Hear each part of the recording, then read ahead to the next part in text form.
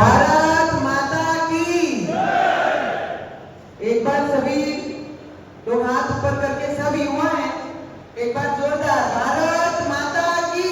और आज जिनके प्रचार के लिए माधवी लता जी के लिए एक बार जोरदार तालियां सभी युवकों ने बजा के उनका स्वागत करना चाहिए। जितने भी पदाधिकारी यहाँ पर उपस्थित हैं, युवा मोर्चा की तरफ से ये कार्यक्रम किया गया है। एक आधा शेर गीदड़ों में बाहर निकलता है और वो शेर भी हमारी माधवी लता है। जिस तरीके से पूरे हैदराबाद कंस्टिट्यूंसी में एक अकेली जो मुगलों के राज से राज करते आए हैदराबाद में, उनके सामने खड़े रहकर अपने हिंदू का विचार, हिंदुत्व क्या है हैदराबाद में, नहीं तो अगर ऐसे लड़ने वाले अगर इस देश में नहीं होते और भारतीय जनता पार्टी नहीं होती, तो हैदराबाद को कब से इन्होंने पाकिस्तान बना दिया होता। और उस पाकिस्तान को अगर बनने से रोकना है तो माधवी लता जी को, हमको सभी हिंदुओं को एक होकर उनको मतदान करना है। अरे हम लोगों ने सभी लोगों के पास जाकर ये कहना है, अरे हिंदुओं जागो, अब तो जागो, हिंदुओं को जागने की बारी आ गई है। और जिस तरीके से हमारी माधवी लता जी ने पिछले कई दिनों से काम किया है, जो लड़ाई के लिए जो संघर्ष कर रहे हैं, जो मेहनत कर रहे हैं, सबसे पहले तो सभी भारतीय जनता पार्टी के सभी पदाधिकारी का दिल से अभिनंदन करना चाहूंगी कि 11-12 लाख की लोक संख्या के सामने हमने लड़ना कैसा। एक बात सभी युवकों ने अपने दिमाग में गांठ मारनी चाहिए कि जब हमारा इतिहास ही 200 वर्षों का अगर ये देश के सरकार बता रही है, तो हमारे हिंदुओं का इतिहास कौन बताएगा, जो 2000 से भी कई ज्यादा इतिहास हिंदू के संत और भगवान रखते हैं। ये मुगलों के राज में पिछले कई वर्षों से अंदर की తెలుసు, నేను 11-12 years తెలుగు ఇండస్ట్రీలో వర్క్ చేశాను. అని దీని తర్వాత చాలా ఇయర్స్ నంతర్ ఇప్పుడు నేను మళ్ళీ తెలంగాణ వచ్చాను. అని వస్తే ఒక షేర్కి కోసం క్యాంపెయినింగ్ करने కోసం నేను ఇక్కడ వచ్చాను.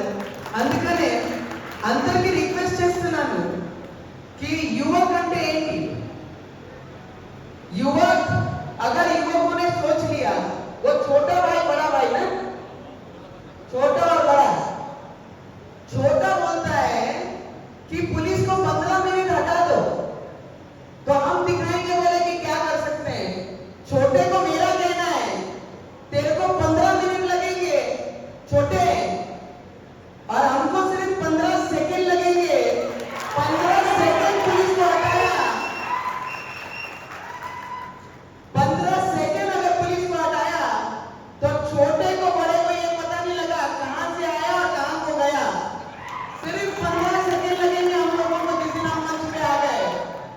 तो आपको ये बताना चाहती हूँ, इस देश के प्रधानमंत्री नरेंद्र मोदी जी पिछले 10 वर्षों में जिस तरीके से इस देश के लिए काम कर रहे हैं, पूरे विश्व में आज हिंदुओं को सबसे ज्यादा सम्मान देने का काम अगर किसी ने किया है तो वो हमारे आदरणीय प्राइम मिनिस्टर मोदी जी ने किया है। हर मंच पे उन्होंने दिखाया है राम मंदिर को पिछले 500 वर्षों से जो न्याय नहीं दे सके, ऐसी कांग्रेस पार्टी जिसके साथ बैठने का काम एमआईएम करती है, डमी कैंडिडेट देकर हैदराबाद की कॉन्स्टिट्यूंसी को ये दिखाते हैं कि कांग्रेस भी हमारी जात भाई है, हमारी रिश्तेदार है, हमारे खून से मिलती है करके कांग्रेस का उम्मीदवार डमी देते हैं। अरे दम है ना, अपने घर में तो कुत्ता भी शेर होता है, हमारे घरों में आके देखो, हम बताएंगे तुम्हारी औकात क्या है।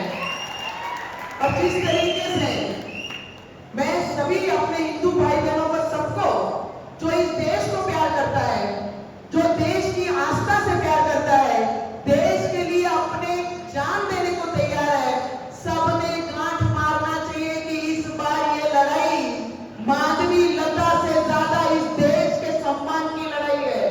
देश को 5वें स्तर से 3रे स्तर पे लाने की लड़ाई है। अब की बार इस देश की लड़ाई ये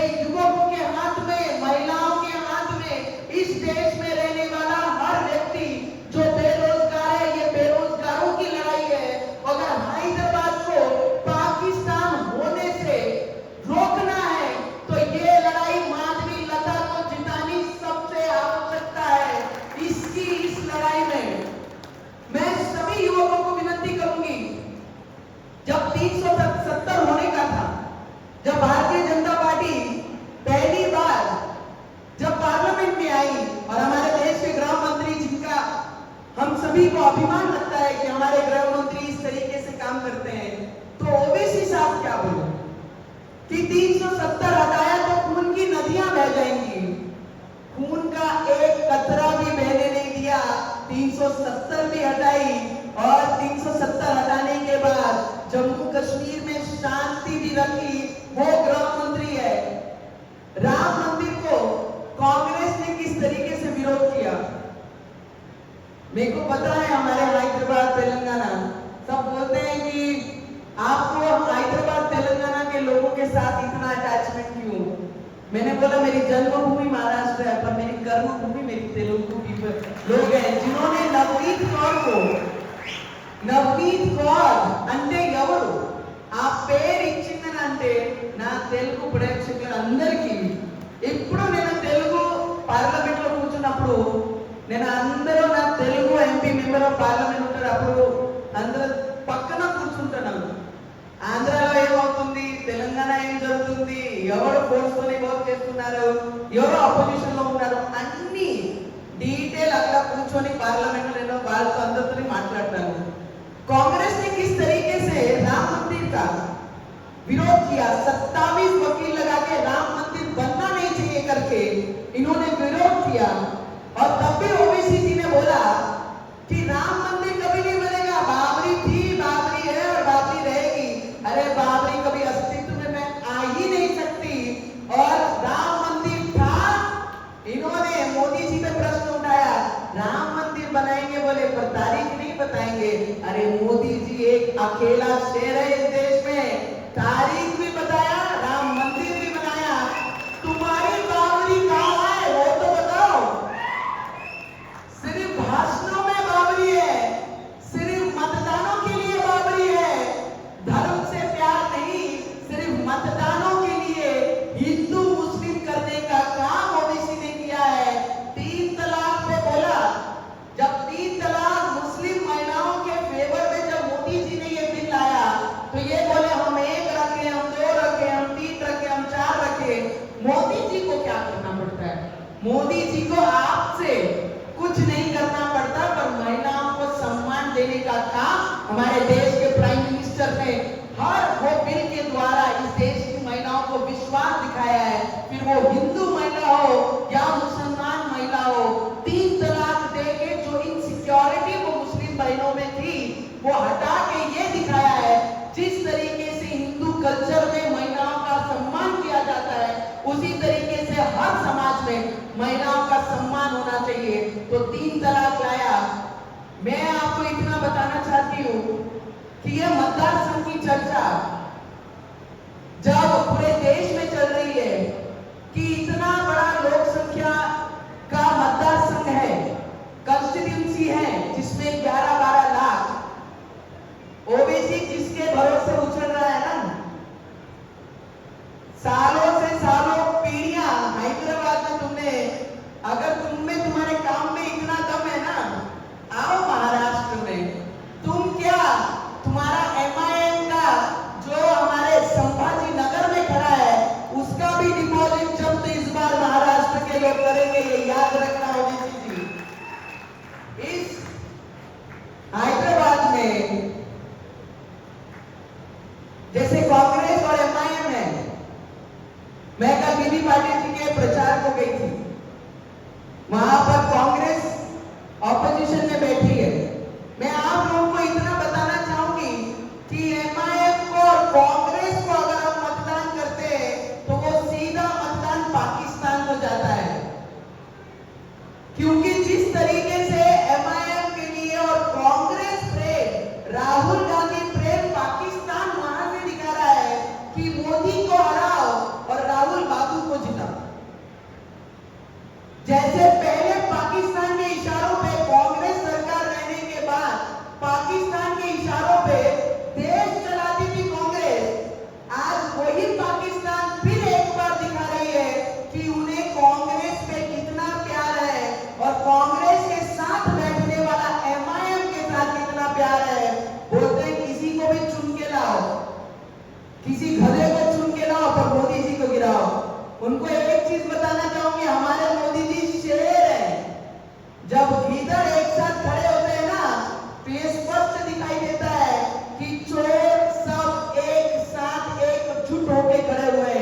तो उसका सामना सिर्फ शेर ही कर सकता है। गीदड़ हमेशा गीदड़ ही रहता है और शेर हमेशा शेर ही रहता है। मैं आप लोगों को जितने युवक हैं यहाँ पर ऐसी जगह पे लड़ना, मैंने कहा ना अपने घर में तो हर कोई शेर होता है, दूसरे के मतदार संघ में दूसरे कॉन्स्टिट्यूंसी में आके दिखाना तो आपको पता लग जाएगा कि आपकी कितनी लायकी है, दूसरे एरिया में आके आप लड़ सकते हैं। मैं युवकों का रजाकार, उनका ऑफिस वो दारुल सलाम ऑफिस है। बोलते हैं सरकार किसी की भी हो तेलंगाना में, डिसीजन कहां से होते हैं? दारुल सलाम से होते हैं। दारुल सलाम को अभी कांटा मारना है। क्या करना है? सभी युवकों से पूछ रही, दारुल सलाम को क्या करना है? क्या करना है? और यहां पर जो हिंदू की बात करेगा वही हैदराबाद में राज करेगा। मैं आप लोगों से, सभी युवकों से विनती करूंगी कि इस कॉन्स्टिट्यूंसी को देखते हुए पूरे देश में इस कॉन्स्टिट्यूंसी पे नजर है, तो मैं सभी महिलाओं से भी विनती करूंगी कि मतदान जो परसेंटेज है वो परसेंटेज कैसा बढ़ना चाहिए। हर युवकों ने अपने खून के हर एक बूंद में हम भगवा जारी हैं, ये लेकर मतदान के दिन बाहर निकलना है। अरे 3 दिन नहीं सोए तो कुछ नहीं होगा, पर देश के हित में हम सभी को ये भगवे के लिए काम करना है, ये सभी युवकों ने याद रखना चाहिए। और एक एक मतदान हमारे लोगों का बाहर निकलना चाहिए। वो कितने भी कांग्रेस के डमी लोग खड़े करते हैं, पर हमारा हिंदू इस बार हारना नहीं चाहिए। उसकी जवाबदारी सभी युवकों ने, सभी महिलाओं ने लेना चाहिए और परसेंटेज ये बढ़ना चाहिए। हम लोगों को भूख लगती है, हम लोगों को धूप लगती है, हम लोगों को इलेक्शन के दिन छुट्टी लगती है और छुट्टी के दिन हम लोगों को परिवार के साथ छुट्टी मनाने जाना है। इस बार नो छुट्टी, नो भूख, नो धूप। इस बार सिर्फ मतदान होगा तो देश के हित में होगा। इस बार मतदान करना है तो हैदराबाद को पाकिस्तान बनाने से रोकने के लिए होगा। इस बार मतदान करना है तो माधवी लता को, हमारी शेरनी को इस देश के पार्लियामेंट में भेजने के लिए होगा। इस बार मतदान अगर वोटिंग करना है तो हैदराबाद के सभी हिंदुओं को जगाने के लिए होगा। मैं आप लोगों से, सभी युवकों से विनती करूंगी कि आपकी बार, सभी युवकों से विनती, आपकी बार, सभी का हाथ ऊपर, आपकी बार 400 बार करना पड़ेगा, नहीं तो बोलेंगे राहुल बाबू को प्राइम मिनिस्टर बनाना है क्या? सपने में भी कभी नहीं बन सकता क्या? जिस राहुल बाबू को 52 वर्ष लगते हैं समझदार होने के लिए, तो वो देश कब चलाएगा? वो देश कब चलाएगा? देश चलाने की ताकत तो इस देश के प्रधानमंत्री नरेंद्र मोदी जी रखते हैं। इसके अलावा इस देश को कोई नहीं चला सकता। अरे 5वें स्तर से 3रे स्तर पे लाने की ताकत अगर कोई रखता है तो इस देश का प्राइम मिनिस्टर ताकत रखता है। नरेंद्र मोदी जी इस देश को ऊपर लाने का काम कर सकते हैं। मैं आप लोग से विनती करूंगी, जो संविधान मिट रहा है, संविधान को मिटा रहे हैं, संविधान को खत्म कर रहे हैं, जो नारा कांग्रेस और एमआईएम दे रही है, उन लोगों को एक चीज बताना चाहूंगी कि संविधान मिटाने के लिए किसका बाप भी ऊपर से नीचे आ गया तो भी संविधान मिटा नहीं सकते। ये चीज आप लोगों ने याद रखना, क्योंकि हमारे देश के प्राइम मिनिस्टर जब नया पार्लियामेंट बनता है तो सर पे संविधान लेके नया पार्लियामेंट में जाते हैं। अरे संविधान का सम्मान करने वाले इस देश के प्राइम मिनिस्टर है, जिन्होंने आदिवासी महिला की, आदिवासी बेटी को प्रेसिडेंट बनाया, राष्ट्रपति बनाया, तो वो संविधान बचा सकते हैं। संविधान कांग्रेस नहीं बचा सकता। कांग्रेस ने हमेशा दलितों को, पिछड़ों को पीछे रखने के लिए